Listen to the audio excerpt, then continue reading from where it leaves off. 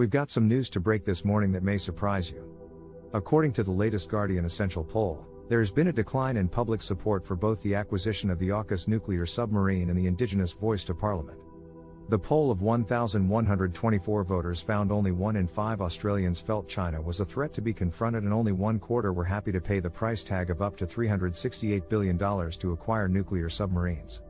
Support for the voice is down 5%, bringing it to 59%. Last week, the US President, Joe Biden, UK Prime Minister, Rishi Sunak, and Australian Prime Minister Anthony Albanese made the announcement of up to 8 nuclear submarines, including US Virginia class in the 2030s, and the SSN Aukus class in the 2040s. The Aukus plan is estimated to cost between $268 to $368 billion, or 0.15% of Australia's GDP each year over the span of 50 years. People were found to be split on the cost, though with opposition coming in strongest from former Prime Minister Paul Keating and the Greens, alongside former Labour politicians. Most people, 67%, in the poll found Australia's relationship with China to be complex to be managed, which is up 7 points since February.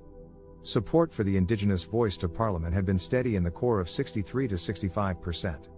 This month, however, it dropped to 59%. The coalition warned that the Albanese government has not released enough detail about the voice. In terms of personal measures for the Prime Minister, Anthony Albanese, 52% of respondents said he is more honest than most politicians, up 10 points, 51% said he is good in a crisis, up 8 points, and 46% said he was visionary, up 8 points.